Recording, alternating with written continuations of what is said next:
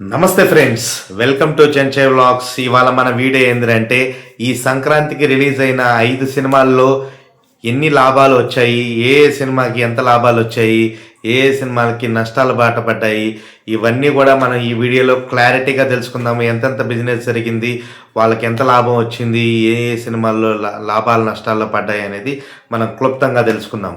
Once again welcome to Chenchay vlogs.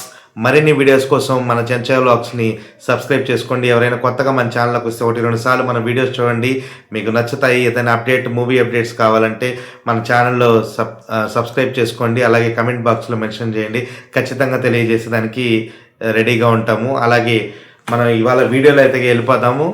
ఈ సంక్రాంతికి ఎన్నడూ లేని విధంగా విపరీతమైన బడ్జెట్ అయితే ఏర్పడింది.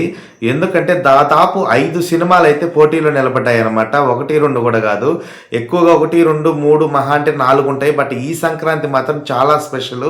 5 సినిమాలు బరిలో నిలిచినప్పటికీ దాదాపు 3 సినిమాలు అయితే మాత్రం రికార్డు కలెక్షన్ వసూళ్లతో దూసుకెళ్ళిపోతూ నిర్మాతలకి, డిస్ట్రిబ్యూటర్లకి లాభాల పంట అయితే పండుతుందన్నమాట. ఆల్మోస్ట్ డబుల్ ప్రాఫిట్స్ అయితే చూస్తూ ఉన్నారు నిర్మాతల కాడి నుంచి డిస్ట్రిబ్యూటర్ల దాకా. అవి ఏమేంటో ఇవాళ మనం తెలుసుకుందాం.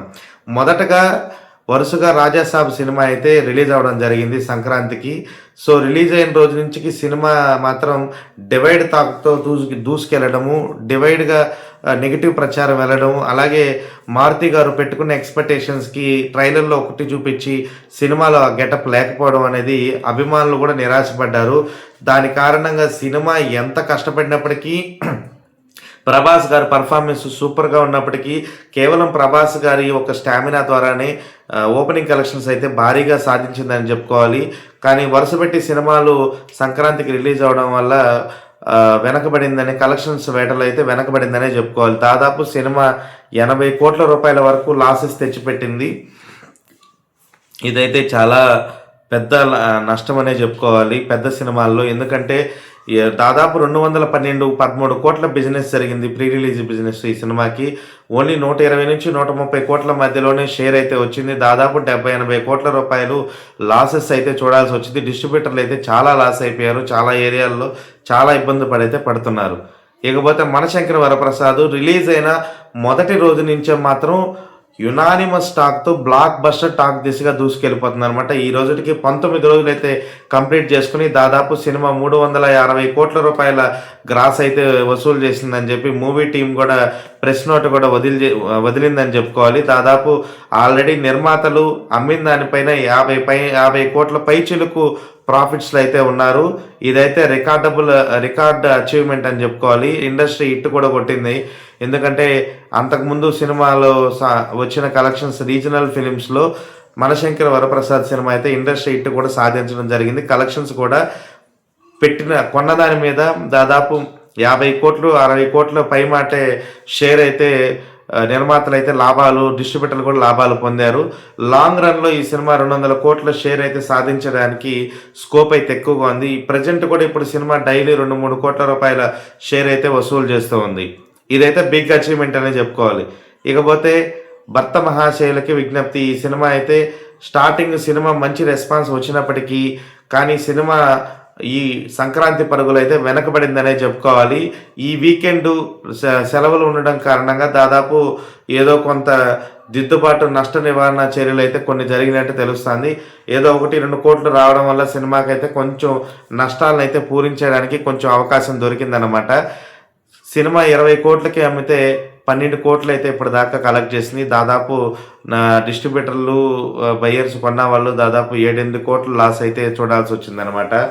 సో రవితేజ గారి సినిమా బాగున్నప్పటికీ కానీ సినిమాలో కొంచెం కొత్తదనం లేకపోవడం, రొటీన్ స్టోరీ ఉండడం వల్ల అయితే నష్టాలు అయితే సినిమా అంత జనాల్లోకి దూసుకెళ్ళలేదు. ఇకపోతే అనగనగా ఒక రాజు సినిమా అయితే దాదాపు రిలీజ్ అయిన మొదటి రోజు నుంచి ఈ రోజు వరకు అదే ఊపు కలెక్షన్స్ అయితే కొనసాగుతుందన్నమాట. సినిమా అయితే 27 కోట్లకి అమ్మితే దాదాపు 47-48 కోట్ల రూపాయల వరకు షేర్ అయితే వసూలు చేయడం జరిగింది. ఈ వీకెండ్ కంటిన్యూస్గా సాటర్డే, సండే, 26వ రిపబ్లిక్ డే కారణంగా 3 రోజులని అడ్వాంటేజ్ అయితే సినిమా దాదాపు 2 కోట్ల షేర్ అయితే వసూలు చేయడం జరిగింది. ఇది నిర్మాతలకి, డిస్ట్రిబ్యూటర్లకి మంచి లాభాలను తెచ్చిపెట్టిందని చెప్పాలి. 27 కమ్మితే 40, దాదాపు 20 కోట్ల పై మాటే ప్రాఫిట్స్ అయితే పొందారని చెప్పుకోవాలి. డిస్ట్రిబ్యూటర్స్ అయితే మంచి ప్రాఫిట్స్లో అయితే ఉన్నారు. ఇకపోతే నారీ నారీ నడుమమరారి బాలయ్య గారి టైటిల్తో వచ్చిన ఈ సినిమా, అదే బాలయ్య గారి టైటిల్ ఆయనే శర్వానంద్ గారు ఫోన్ చేసి బాలయ్య గారికి చెప్పినప్పుడు బాలయ్య గారు ఆశీర్వదించి పెట్టిన ఈ టైటిల్ ఎటువంటి అంచనాలు లేకుండా రిలీజ్ అయిన ఈ సినిమా అయితే మాత్రం బాక్స్ ఆఫీస్ దగ్గర ప్రతి ఒక్కడు unanimous talk, block buster talk అయితే రావడం వల్ల సినిమాకి ప్రమోషన్స్ లేకపోయినప్పటికీ ఎటువంటి అప్డేటు లేకపోయినప్పటికీ హిట్ టాక్తో దూసుకెళ్ళిపోతూ సినిమా అయితే మాత్రం మరిన్ని లాభాల బాట అయితే పండిస్తుందని చెప్పుకోవాలి. దాదాపు సినిమా 10 కోట్ల రూపాయలకి అమ్మితే బ్రేక్ ఈవెన్ 10 పైన రావాలి. సినిమా అయితే మాత్రం దాదాపు 20 కోట్ల షేర్ అయితే వసూలు చేసింది. ఈ వీకెండ్లోనే దాదాపు 3 కోట్ల రూపాయలు, అనగనగా ఒక రాజు పైన 1 కోటి రూపాయలు ఎక్కువ సంపాదించి సినిమా అయితే మాత్రం డబుల్ ఆఫర్ అనమాట. 100 పెడితే 200 అన్నట్టు 10 పెడితే 20 కోట్ల దిశగా షేర్ అయితే వసూలు చేస్తుంది. సినిమా అయితే మాత్రం డబుల్ ప్రాఫిట్ సంపాదించి బ్లాక్ బస్టర్ దిశగా అయితే తీసుకెళ్తుంది. ఇది ఈ సంక్రాంతికి రిలీజ్ అయిన సినిమాల పరిస్థితి. సో సినిమాలన్నీ కూడా 5 సినిమాలు రిలీజ్ అయితే 3 సినిమాలు మాత్రం మరిన్ని ప్రాఫిట్స్ తీసుకొచ్చి డిస్ట్రిబ్యూటర్స్ని మంచి లాభాల బాట పట్టించాయి. 2 సినిమాలు అయితే నష్టాల బాట పడ్డాయి అన్నమాట. ఈ మరిన్ని అప్డేట్స్ కోసం మీరు మన చెంచా వ్లాగ్స్ని సబ్స్క్రైబ్ చేసుకోండి. ఇలాంటి వీడియోస్ కోసం మీరు కమెంట్ బాక్స్లో మెన్షన్ చేయండి. ఖచ్చితంగా మీకు ఇన్ఫర్మేషన్ ఇచ్చేదానికి ప్రయత్నిస్తాము. Thank you so much once again. Welcome to Chencha vlogs. Bye bye.